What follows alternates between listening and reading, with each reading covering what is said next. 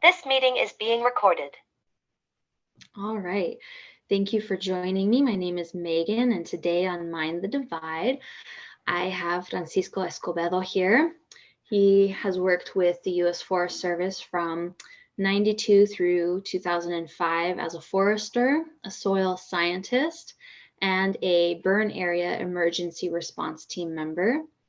He was a professor of urban and community forestry at the University of Florida through 2006 to 2014, and a professor of socio-ecological systems in Columbia from 2015 to 2019. And currently, you've been at the Pacific Southwest Research Station, correct? Correct. Fantastic. Well, thank you for joining me today. Thank you, Megan. So you have been researching forest ecosystems within the urban and wildland urban interface, and that's been going on since 2000. Would you define the urban forest versus the wildland urban interface forest for our audience? Because I think there is a lot of miscommunication on what those things are. Thanks for that question, Megan. So that's a question I've always asked myself. You know, before I worked for the Forest Service, I was a firefighter. So a lot of these terms I've always dealt with in profession, and even as a professor and a researcher.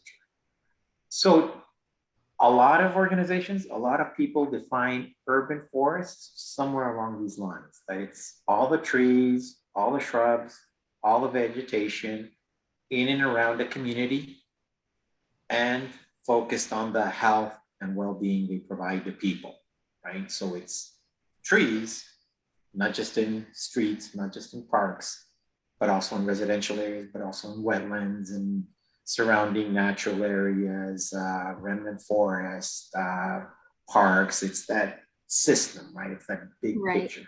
And people are central to it, okay? So that's urban forest. So trees provide benefits, they have some costs, but the maintenance management we can minimize, and they improve the well-being of the citizens living in and around that urban forest. Wildland urban interface, on the other hand, is pretty much specific to a wildfire context and issues, okay? And it's defined based on the number of structures per a given area, the amount of wildland vegetation, and the distance of areas of interest relative to contiguous areas of wildland interest. So you see the big difference in those two definitions, right? One's focused on all the vegetation in and around the city, the benefits, and the benefits that are provided to people. The other definition just focuses on wildland vegetation and structures per unit area, right? So depending on what questions you're asking, I think those two definitions can be used appropriately. If you're talking about fire in the landscape, then WUI is appropriate. But if you're talking about understanding people's values, what they find important, species composition, tree cover, overall community well-being, it's that urban forestry definition we have to look at. Okay, so those terms are kind of a little bit used, not interchangeably, but there's WUI sometimes implies that it's not exactly a rural wildland forest, but it's not exactly a downtown urban park. Okay. Right. So what I'll argue is that urban forestry encompasses all these issues that we're interested in, all the trees, all the forests in and around where people live. Okay. So depending on your question, you use either of those two definitions. Okay, I like it. That's definitely a different view rather than keeping things very segregated. And, this is just in these city limits and this is just outside of the city limits. It's more the composition and what the purpose of it is. I like that. Thank you. What are some of the significant benefits that the urban forest ecosystem would provide these communities? And how from a scientific aspect, from a human aspect, what is it that you're assessing with your research, and how does it benefit us? So again, we go back to that definition of urban forestry, right? All the trees, all the vegetation, and the people. So a lot of the research I've been involved with is understanding what the urban forest is, how many trees, what type of trees, where they're located, how they grow, how they're removed over time, but always relating it to those benefits that people find important, right? And when we talk about value, the value of the urban forest is really that, it's the importance, okay? So what are some of these ecosystem services? So as a typical researcher, Megan, it depends, right? So what someone in Arcata finds important about the trees in their backyard might be or might be completely different than someone who lives in Indio, California, right? Right. Different environments, different demographics, different climates, different settings, okay, and all that affects how people view trees. Okay, so let's take those two examples, Arcata and India. Shading will probably be more important in India, right? Right. Stormwater might be more important in Arcata or habitat values, but in both places, trees improve property value. Yeah. They reduce energy use. They provide habitat. They increase commercial activities. So there's some common benefits we can find of forests, urban forests, no matter where we go, but it's dependent on where that forest is at and who's living in and around those trees, okay? But they're generally divided up into socioeconomic benefits and environmental benefits. Environmental benefits are all the air, carbon, water, socioeconomic are property values, the fact that you feel an improved sense of well-being, that you like the views. But generally, those are the two terms, and we call them these benefits now. They're sometimes called ecosystem service. That's more of it's more of a technical term, but it's really benefits, what you find important about trees. Yeah. Yeah. I personally like that they help with the noise abatement in the cities, because there in it areas is, where noise there's less abatement. trees, oh my goodness, it just gets so loud and overwhelming. So these trees also have costs, right? Depending on who you ask and what kind of tree. One of the issues we have here in Los Angeles with the homeless issue, that a lot of people aren't liking street trees, and some of these tree programs, people don't want street trees because they might feel they attract homeless camps. However, homeless folks like trees because of the shade, provide structure for their housing. See, so there it is. See, so same community, different folks will identify, what's a benefit to one might be a cost to someone else. Right. So the goal of this program is to help guide communities through the process as they increase their tree counts within their urban forests, and helping them understand why that would be a benefit. In order for those trees to flourish and serve future generations, what needs exists that may not have been met in the past?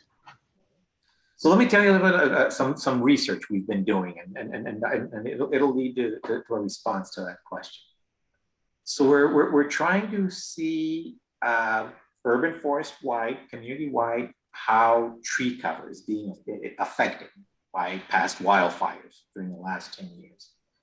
So we're in the middle of a study where we're looking at statewide tree cover across all of California, where we're looking at wildland urban interface tree cover and tree cover in urban areas as defined by the US Census Bureau. So what we're seeing is that from 2011 to 2016, if you look at statewide tree cover, there was about 15% loss of trees. That is 15% of the trees that were there in 2011 weren't there in 2016. Okay. When we look at wildland urban interface areas, during that same time frame, 20% of the tree cover was lost. Okay? That's a significant But difference. when we look at urban areas, as defined by the Census Bureau, and tree cover as defined by the Forest Service, about 38% of the urban tree cover was lost. And is that strictly because of fire? That's the question. Probably some fire had something to do with it, but it could have been urbanization, land development, drought, people removed their trees. See, but the take-home message here is all those benefits we talked about in that previous question, Right. with this loss of tree cover that we're seeing, those are benefits that are being lost. So Yeah. whether it's fire, it's urbanization, ordinances, people not having the Improper right pruning. information, improper pruning, those are the Yeah. questions we need to ask ourselves. So we're losing this tree cover. And the other side of information we're seeing is that more urban areas, more wildland urban interface areas are being affected by fire. So again, urban forests seem to be, at least from our preliminary results, over time are increasingly being affected by wildfire. So these are questions we need to answer and have information on, not just that urban forests are being affected by wildfire, and we need defensible space, fire-wise practices, but what happens after the fire? Right? Given that we have this long-term tenant tree cover loss, how do we restore these urban forests? What do communities want? What types of trees do they want? What kind of benefits do they want? What kind of management is going to be in place to upkeep the trees properly so that you don't have tree failure affected by drought because they aren't getting properly hydrated? You have homeowners that maybe don't understand why they have a tree in front of their house on the outskirts of their property, and they take it upon themselves to improperly cut it or have a crew come in and take it down.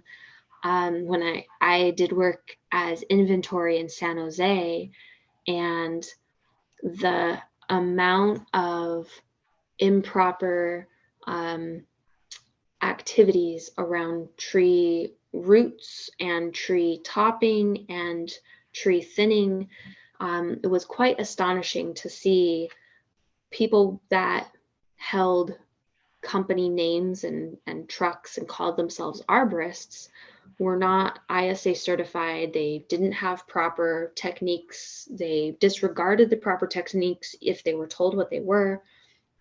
And a lot of these trees were taking a toll because nobody was caring for them. So if we have crews and companies and efforts going in to put new trees in place where maybe we had a wildfire pass through, or we had drought take out something that maybe was already sick, we also need to have enough support and education in that system to manage that tree so that it can become a healthy, viable adult. Then the other, we're going back to that urban forestry definition, are the people. So going back to my management days as a forester and soil scientist, but even in urban forestry, when I was an extension specialist in Florida, I'd always get asked, how much trees? How many trees should we have? How much tree cover should we have? Depends, right? Kind of the question should be, how much tree cover do you want and for what? And then we can decide those management practices, those maintenance plans, those species composition, how it's to get at those benefits that people want.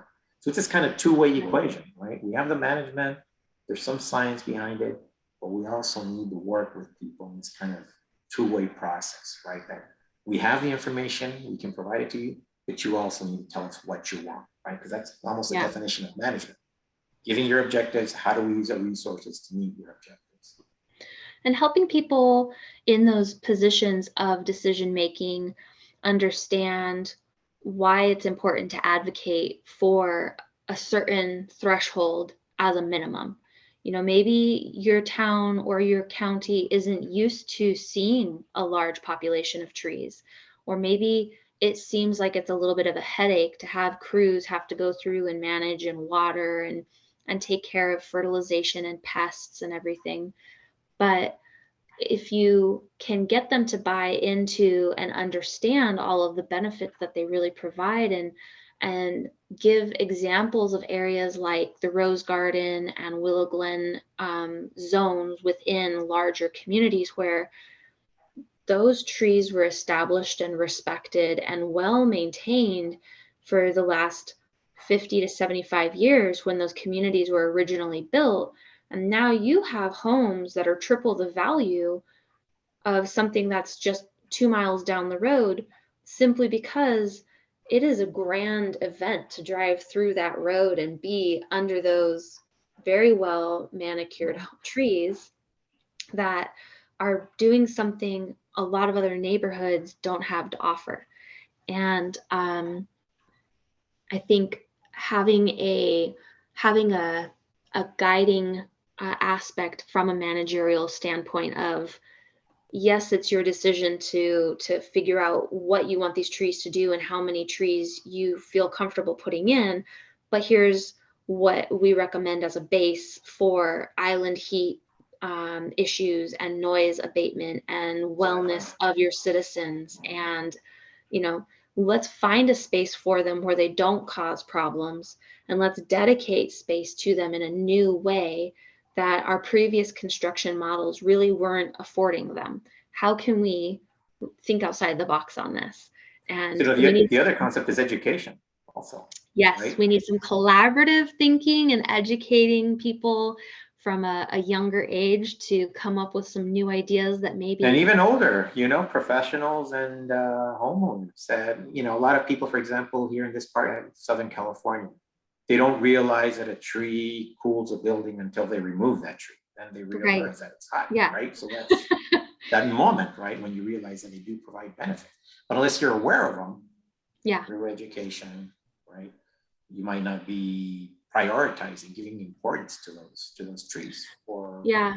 benefits And you weren't even aware of. Part of the issue that I saw with San Jose as an example, because it was such a large metropolis and they had such a small division of arborists within the city, they just didn't have the manpower to be able to educate and reach out to everybody who wanted to do work. You know, if you called in and said, hey, there's something going on that is clearly illegal and clearly shouldn't be happening, and this is a heritage tree being damaged or whatever the situation was, they might be able to get to it in time. They may not even be able to get to it until months down the road when it's irreparable damage. I feel like if we can revise our methodology where we're starting from the ground and working our way up, the people who do this work, the tree crews, they're the ones that really need to know I'm making a good choice. I'm doing this within ISA standards or within some of the newer programs that are coming about through SFI and different things where they have a good hold on what they're doing and they're not just driving a truck with a chipper, operating a chainsaw under a company's name, doing whatever they feel like because the homeowner asked them to. I feel like there's just so much going on in the bigger cities, even in the smaller cities. A lot of these communities have taken hits and had some of their municipalities downsize the organization and the staff. You just don't have the resources to reach everybody. But if the people who are getting hired for the job know exactly what they can and can't do and how to do it right, I feel like that's going to make a much larger impact on our tree population. So here's another number for you. I can't recall, we did a study in Miami where we did, we located permanent urban forest monitoring, kind of the FIA iTree Eco approach. We did a modified version of that. But one of our questions was what percent of the urban forest of Miami-Dade is public? What percent is private? Okay. So if I recall, something around 15 to 20% of Miami-Dade's urban forest is public. Okay. So that means that 80% is private. That's areas where we can't go into, that's homeowners, that's not maintained by arborists. Yeah. So that other segment of the population, that's another audience we have to reach out to, try to educate and make aware of the importance of these urban forests. That not all trees are bad, that they all burn, but right tree in the right place, fire-wise, defensible space, proper maintenance, right? It's not an either-or question, right? There's ways of doing it right that could still reduce your hazards, whether it's fire, flooding, hurricanes, windstorms, but also maximizes those benefits that you're interested in. Right. And I mean, depending on the area, you may have some homeowners that take it upon themselves to do work. Sometimes you're in an area where you just can't do the work yourself and you have to hire out. and having crews come in that really know what they're doing, that really understand the bigger picture, that can educate that homeowner on, hey, I see that this is what you're asking. However, that's not an option because, and then they can help educate that homeowner. That's one more person that's serving the greater good. Sure. So yeah, you're definitely right. That's a huge percentage of our urban forest, and it's in a zone that is not necessarily easy to access. That's right. Let's see, my next question for you. So we had previously discussed the fact that with enough inclement weather, everything has the potential to burn. The question then becomes, how do we restore? And you kind of touched on that. What are some guiding principles for properly restoring after fire to not only bring back those economic and social and environmental benefits an urban forest contributes, but how do we do it in a way that doesn't end up causing the same incident to occur again later on? How can we reforest like you mentioned, and how can we have that change come about where it can be long lasting? So, it's really interesting in my background where I started working in wildland forestry and as a forest soil science, and now working in cities. I've been here in California a little over a year and a half now, so I'm still trying to get a little bit more, refamiliarize myself with a lot of issues. But I noticed that there's a lot of information on restoration, reforestation, in wildland areas. Yes. Right? And up to a certain point on wildland urban interface areas. What information people need to make those decisions once their urban forests, their neighborhoods get affected by fire, it's really scarce. So, there's a lot of material being pulled in from different sources. But there's really no set guidelines, best management practices, and unfortunately, they can help guide people. They have to find whatever information's there, pull from it. Again, from some of my past experience in Florida, there were guidelines, there were tree species lists on how to restore after hurricanes.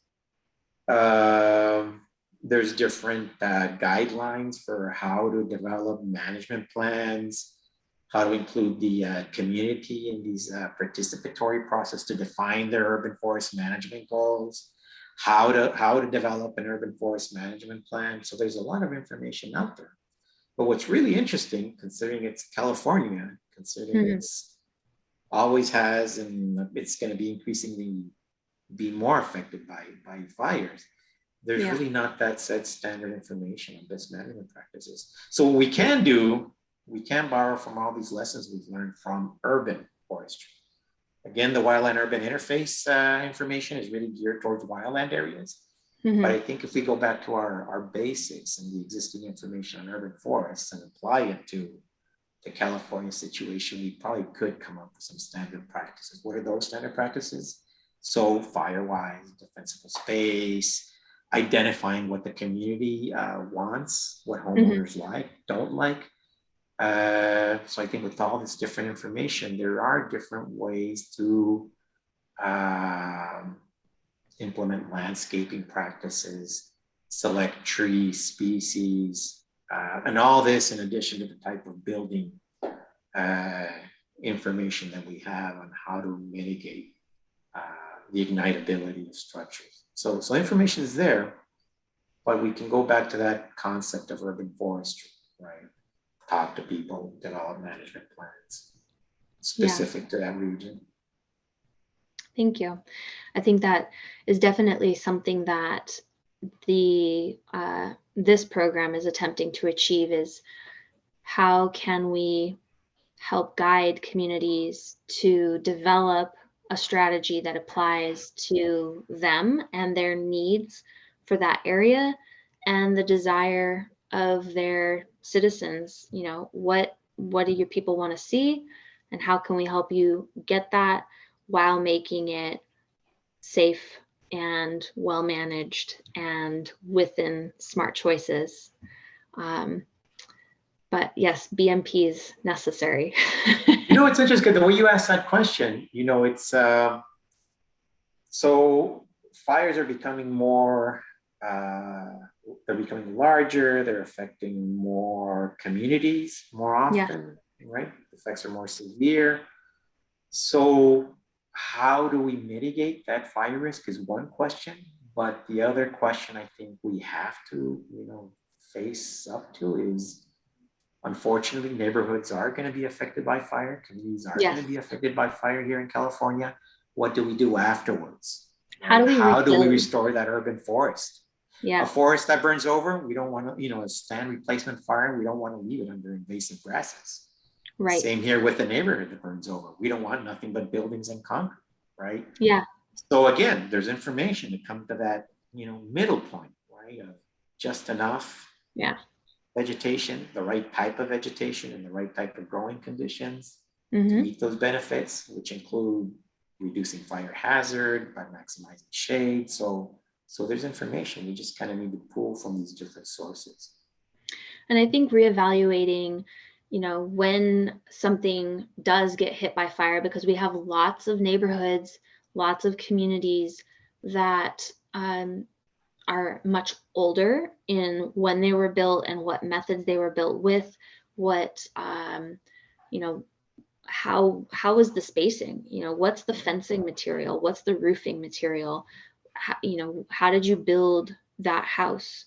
And when those communities get hit and when they have to rebuild, we need to, I would hope we will have ordinances in place at that time where the building that comes in, whether it's a larger community rebuild or individual homes, not only follow the regulations that California state has for material use, but also takes into consideration replanting trees in locations that are smart for that structure and still providing services to the neighborhood and to the people who are going to be living there, rather than just paving it all or laying concrete or making it one giant driveway because there's that ruminating fear of it might happen again. Let's make smarter choices about what roof material you use, what siding material you use, the space between where you planted that tree and your home. Let's start making better choices, big picture, not just going back to the urban forest, because a tree scorch, because it partially burned, doesn't necessarily mean it has to be removed. Yes. One of the lessons we learned in Florida after the hurricanes, we found out that debris removal firms were getting paid by volume to remove street trees after hurricanes. So they weren't going through and doing an assessment of what trees should be removed. The incentive was to remove all trees to maximize the volume they were scooping up from these neighborhoods. Yeah, so it's little lessons like that, right? Yeah. When should you allow, when should you do certain pruning practices to a tree to keep it there, as opposed to removing it, right? What kind of species respond differently to, scorch in their crowns or their bones? Right. That's information that should be accounted for. There's a few speakers that I have and will interview for this that touch on different programs that come in after an event, and they evaluate, what's going on in this area that got hit by this catastrophe. And they will evaluate, do you have a tree that needs to come down? Did it break? Did it get completely burnt? So these different task forces do a lot of those evaluations. And, I always, not every community has access to them. And sometimes when we have these catastrophes hit, there's just so much going on that they can't get everywhere. Or who do you hand this report to when you've got 10 other things happening simultaneously that you need to think about? So having communities that are in higher risk areas, having members of their staff, having a task force of their own where they know what to look for, they know what their local species are, they have some science backing. If it gets burnt less than this percentage, if there's 20% or less scorch, for example, then this tree is most likely going to be okay and survive, and we don't have to cut it down. And having people who are local and knowledgeable on the area and the species of that area that can then go through and report after an emergency. And because you're local, you're not leaving to go to the next emergency. You're able to actually oversee those crews that are doing the cleanup and making sure that nobody is doing something that is not okay. You're making sure that cleanup happened for those residents that you're overseeing and helping, that those cuts and that those pruning techniques were done properly so that you don't have a problem 3-5 years down the road. That's something that more communities definitely need to incorporate into their big picture program. So one piece of advice or word of caution. Yes. All these protocols we've been talking about, the burned area emergency response, some of these urban forest hurricane recovery protocols I've talked about that we developed in Florida, they were always based on research and they were always based on science, right? So there was data and information that went into developing these protocols. Right. That's another issue also when we talk about plant flammability lists, species rankings for ice storms, wind storms. Sometimes they're a little bit anecdotal, and sometimes they're very difficult to apply because of different conditions, different realities. So I really want to encourage people to look for these approaches, methods, protocols, guidelines, practices that have some type of objective methods behind research or science. That's really important. Yeah. Touching on that, for example, manzanita is one of the plants that in the areas that I've done my work in is oftentimes vilified because it burns very hot and it will often cover an entire hillside or a valley if it's in a certain elevation and climatic zone. After fires have maybe wiped out other trees that have been there previously, the manzanita just takes over. And it's very difficult to put out. It's very difficult to get through. It's very difficult to manage without heavy machinery. So people think, well, this is a plant that we can't have and it's a high fire hazard. And touching on what you're speaking about,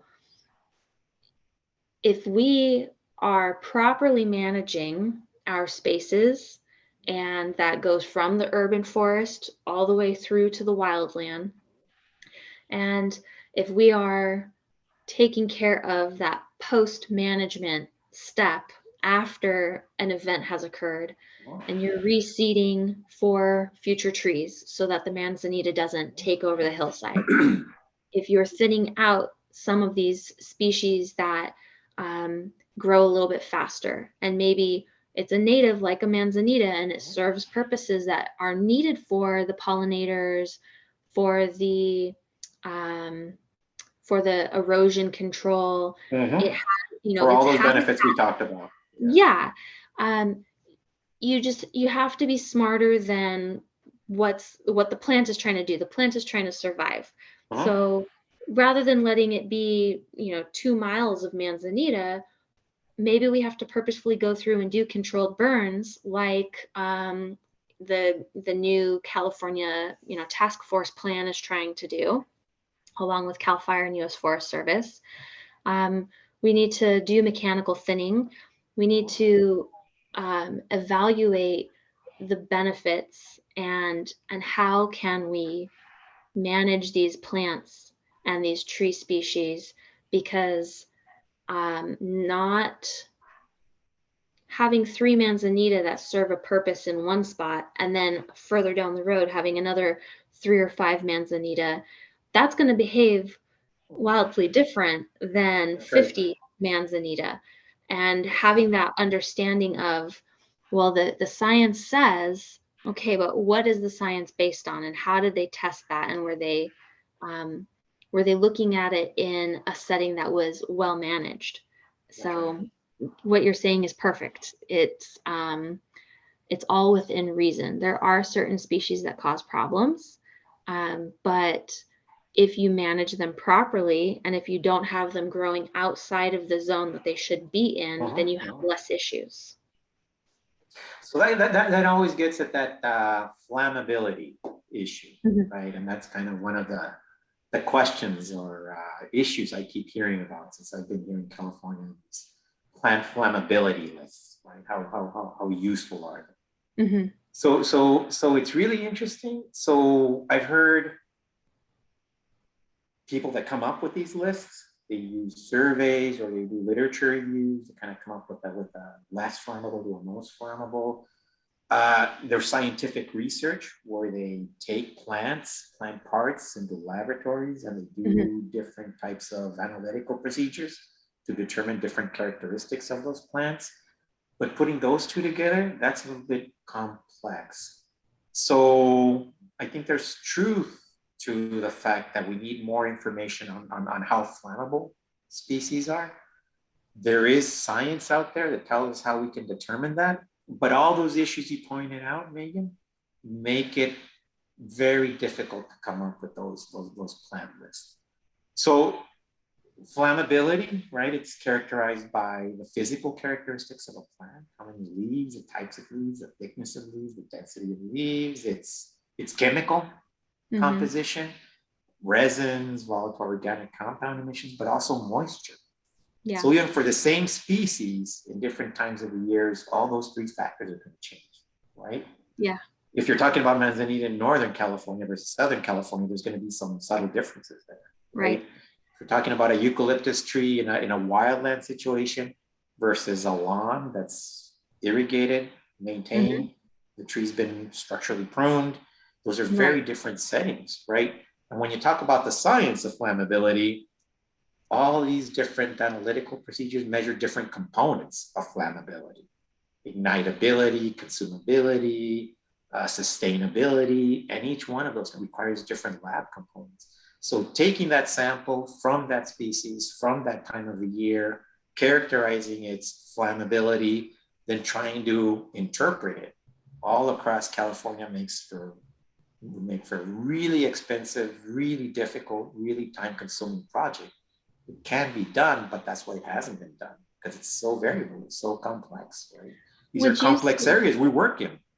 Would you say that it would be, I could see it being used as a guide, a guiding principle for landowners? That's one more piece of information. That's right. So here in California, there's information. David Weiss, a fellow scientist here at the Pacific Southwest Research Station, he's done that research for chaparral species. But even then, some of his research has looked at the same species in different times of year. And some species are really variable. Some are very consistent, some are really variable. And then looking at those different components of flammability, how quickly it ignites, how quickly the plant gets consumed, for how long does a plant release energy. Those require different procedures, right? Everything's about cost and time, right? So how do you have that sufficient information to characterize that species throughout all its range in California? It makes it for really difficult. So I think that's the issue with plant lists, right? They're anecdotal. People call them, their best professional judgment. Some people refer to them. They do have a science, but putting those two realities together has been tough. I would think from a homeowner, landowner perspective and a landscaper perspective, I look at it as, if a plant is rated a high flammability plant species, and I have them on my property, and I know we've been in several years of drought, and I know I'm on a red flag warning period of the year. Okay, so now I'm taking this information that I've been gifted by the scientists, and I'm saying, as a homeowner, it would make sense for me to protect my space and do some home hardening, some land hardening. That's right. That's where your priority should be. That's right. Yeah. And that flammability list is one more piece of information, but it shouldn't determine what's going to happen. Yeah, if I need to irrigate because today's a high fire day and I know that I have some plants that they're natives, I want to keep them. You know, they serve a purpose for the ecosystem, so I don't want to get rid of them.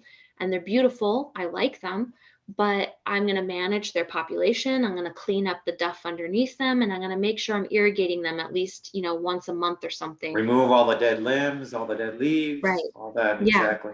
Keep them at a distance from your home. All that. I think if we have I think having lists for, you know, guidance on landscapers, homeowners, nurseries, I don't think that they're a bad thing, but I think, again, we need to reevaluate how they're being used. And you bring up perfect evidence for that.